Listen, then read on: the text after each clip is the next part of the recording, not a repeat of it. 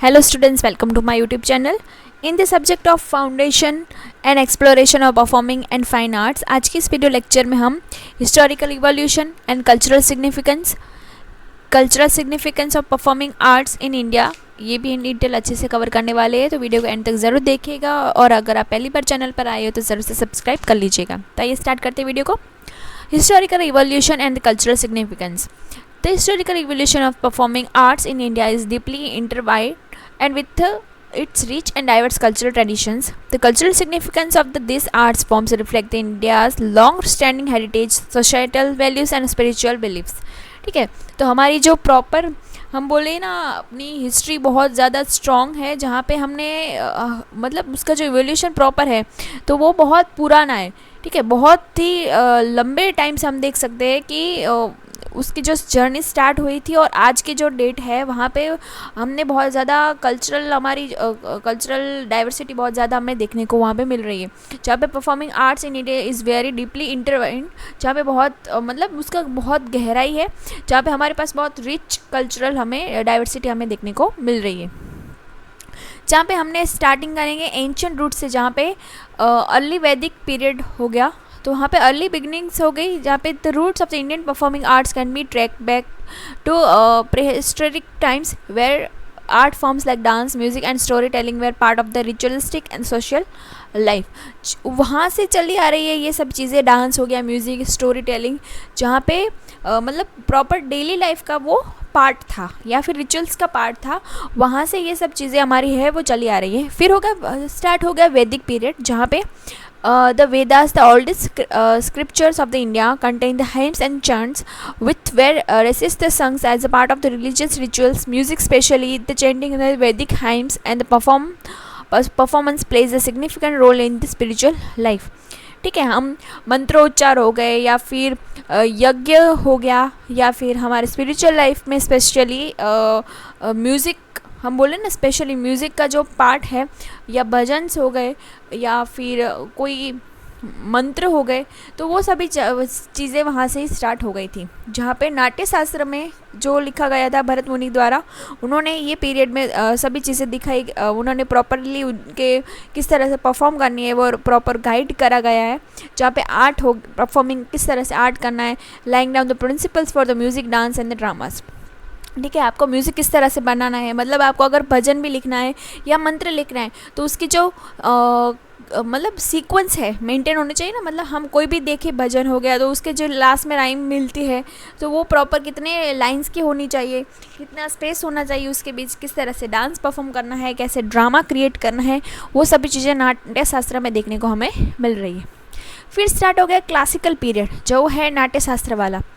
It defined the art of performance, including music, dance, and drama. The text introduced the concepts such as rag, जो melodies, ताल, rhymes, abhinay, expressions, which become the central to the classical arts forms like Bharatanatyam, Kathak, Odissi, Kathakali and Manipuri.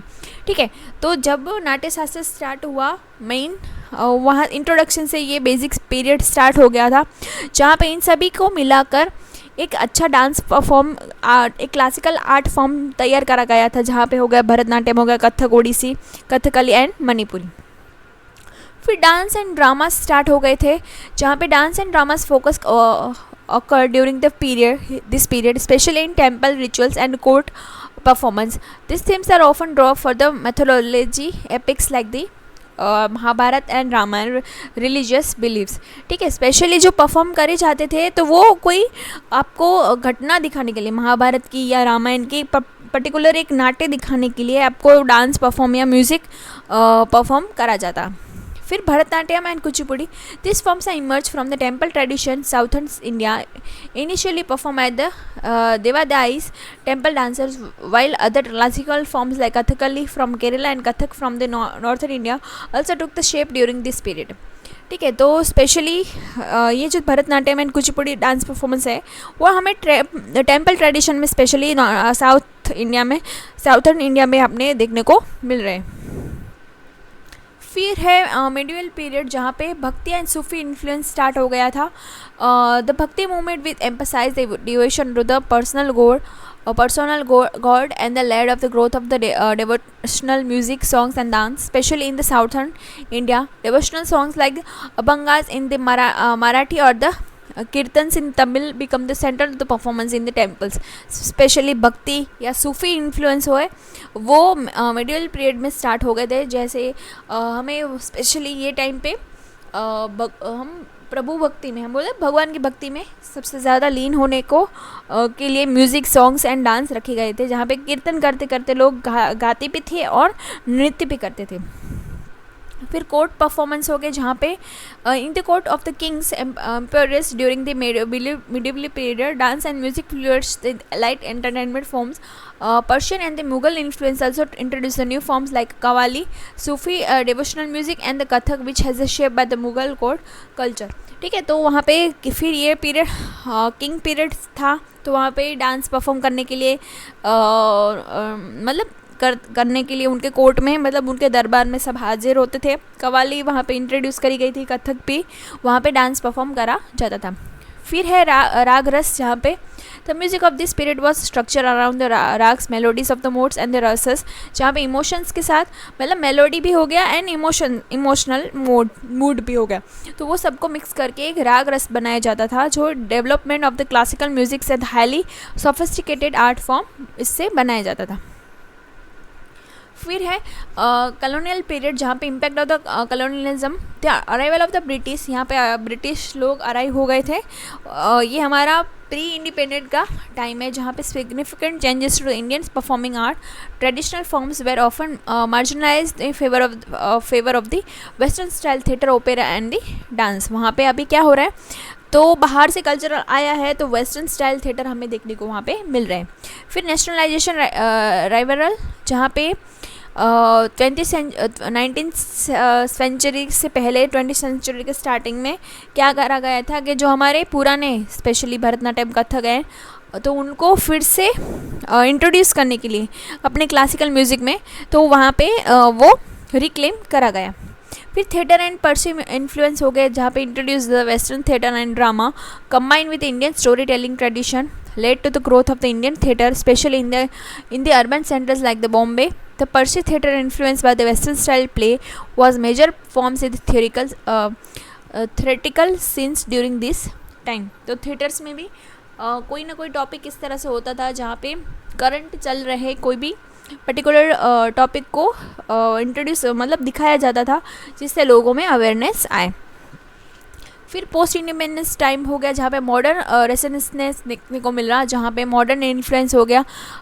Schools like कला क्षेत्र and the Bharatiya Vidya Bhavan focusing on the preserving and promotion of the art forms. फिर film and popular culture हो गए, जो specially Bollywood की entry हो गई थी यहाँ पे.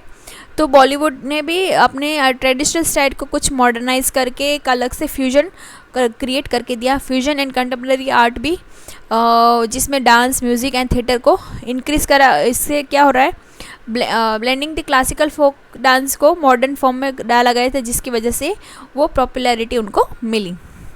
फिर cultural significance of performing arts in India, जहाँ पे रिलीजियस एंड स्पिरिचुअल एक्सप्रेशन देखने को मिल रहा है, जहाँ पे specially sacred performance. Many Indian performing arts, especially dance and music, are deeply connected with the religious, spiritual rituals. Classical dance form like Bharatanatyam and Odissi were initially performed as offering the deities in the temples. ठीक है, as एक हम बोल सकते हैं ना कि Bharatanatyam and Odissi starting में किस तरह से एक टेम्पल मतलब मंदिरों में स्पेशली भगवान को मतलब हम पूरी तरह से समर्पित कर रहे हैं, इस तरह से उनको दिखाया जाता था. तो स्टार्टिंग ही कल्चरल सिग्निफिकेंस कहाँ से स्टार्ट हो गया, रिलीजन से एंड स्पिरिचुअल कनेक्शन से स्टार्ट होता है. फिर डिवोशनल म्यूज़िक एंड डांस हो गए, भक्ति एंड सूफी सॉन्ग्स होंगे, जो हमें अपना प्रेम भगवान के प्रति, गॉड के प्रति वहाँ पे हम दिखा रहे हैं.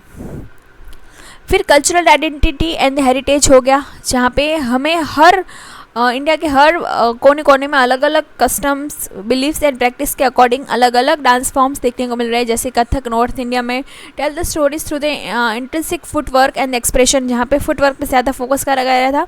भरतनाट्यम हो गया साउथ इंडिया में, जो rooted in the religious rituals in the temple performance. फिर फोक ट्रेडिशनल्स हो गए like folk dance, music dance हो गया, म्यूज़िक हो गया, डांस हो गया, आर्ट फॉर्म्स हो गए लाइक गरबा, लावनी एंड भांगड़ा हो गए. तो remain the vital expressing religion identity and community values. These forms often reflect the social issues, seasonal changes and celebrations. फिर सोशल एंड पॉलिटिकल सेमेंट्री भी देखने को मिलती है, जहाँ पे रंगभूमि एंड नाट्य शास्त्र way the platform for challenging authority and the voicing the struggle of the common people. For example, the Indian People Theatre Association during the freedom of struggle used the theatre to raise awareness and mobilize the people against the colonial rule. ठीक है, तो वहाँ पे हम theatre के through, drama करके हम क्या कर सकते हैं, लोगों में अवेयरनेस फैला सकते हैं. तो वहाँ पे IPTA ने एक प्लेटफॉर्म प्रोवाइड करा दिया है. फिर सोशल चेंजेस के लिए भी थिएटर हमें देखने को मिल रहा है. Contemporary Indian theatres and dance have the evolve the comment the issues like gender, caste and urbanisation. The performing arts provide the medium for addressing societal problem, promoting awareness and fostering challenges. Global influence हो गया, जहाँ पे Indian classical music and dance have the global following with artist from all over the world engage in the cross cultural collaboration and performance. The global cultural भी देखने को मिल रहा है, जहाँ पे इंडियन का म्यूज़िक हो गया, डांस हो गया है, वो वर्ल्ड वाइड लोग उन्हें पसंद कर रहे हैं और वो उनको एंगेजिंग भी कर रहा है. फिर फ्यूजन एंड इनोवेशन भी हो गया, जहाँ पे क्रॉस कल्चरल फ्यूजन लोगों को इंस्पायर कर रहा है. क्लासिकल आर्ट फॉर्म जैसे कि जैज, बैलेट, कंटेम्प्रेरी डांस हो गया, मॉडर्न म्यूजिक हो गया, creating new gents to resonate with the global audience. ठीक है, तो हम भी दूसरों से इंस्पायर हो रहे हैं और दूसरे भी हमसे इंस्पायर हो रहे हैं. फिर कम्युनिटी एंड आइडेंटिटी, जहाँ में the performing arts in India have historically been a way to unite communities from temple performance to large scale festivals like Durga Puja and in Bengal and Diwali celebration across the India. This performance bring the together people of various social strata and fostering sense of the collective identity. ठीक है, तो मतलब proper एक dance forms क्या है, लोगों को एक जरिया है जहाँ पे लोग एक दूसरे से मिल रहे हैं, खुशी बांट रहे हैं. ठीक है, तो आई होप से इस वीडियो से आपको हेल्प मिली होगी. Thanks for watching.